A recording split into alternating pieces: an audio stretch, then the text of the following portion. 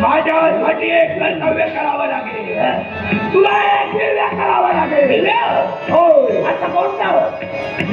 विश्वास उज्जैनी नगरी आहे एक देवीचं मंदिर आणि त्या मंदिरात एक त्रिशूळ आहे.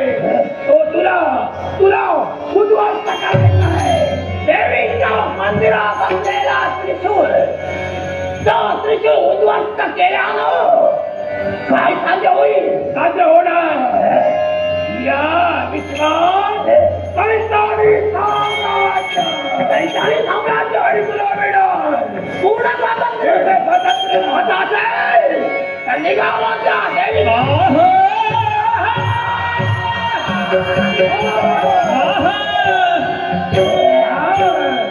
काही नाही.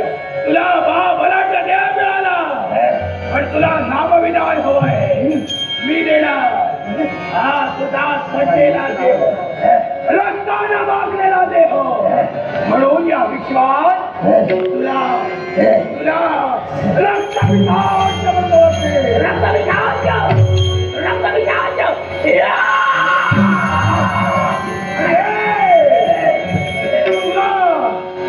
शस्त्राची गरज आहे आणि देणार हे शस्त्र घे.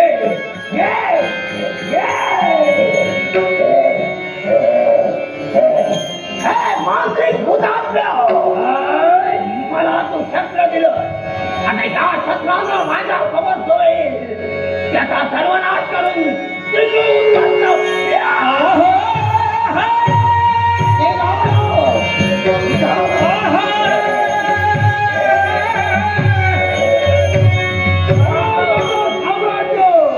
विजयी होण्याची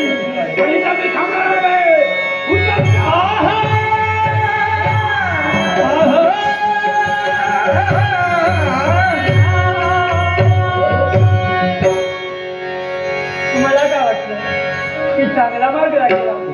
मुळीच नाही. एकंदरीत निरीक्षण केलं, अहंकार दिसू लागला. मग या अहंकारचं वादळ कसं शांत करावं हे मी जाणतोय. पण हे म्हणत मानवा, तू तुझ्या जीवनात अहंकार करू नको. कारण माणसाचं जीवन हे क्षणभंगूर आहे आणि हे जीवन जर असणार कुणी दुसऱ्याची कधी भांडू नका. कारण जर दुसऱ्याची भांडण्यात जर वेळ घालवला तर आयुष्य आपलं असंच जाणार. तेव्हा दुसऱ्याची भांडणगंटा न करता त्या परमेश्वराला नमस्कार करा. माझा देव सदैव बरशी राहील, सदैव बरशी राहील, सदैव बरशी राहील.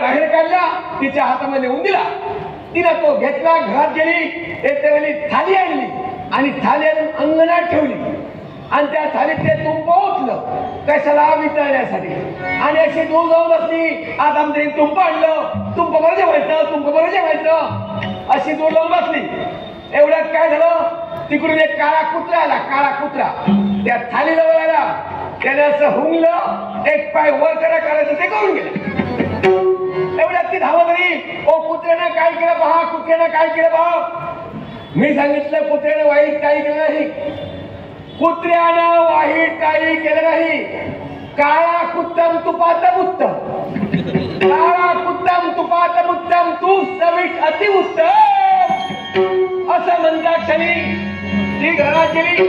मी माझ्या कामासाठी बाहेर गेलो, पण इथं बोलून चालणार नाही. तर आम्ही राजपुरीत आहोत. देवीचं पूजन केलं पाहिजे, ते सुद्धा पायरीवर बसून पूजन केलं पाहिजे. पायरी बसून का तर दरवाजा उघडत नाही, उघडणार तो 27 वर्षानं. तो पण दरवाजा उघडत नाही. त्याचं पूजन करण्यासाठी लवकरात लवकर केलं पाहिजे आणि देवीचं पूजन केलं पाहिजे.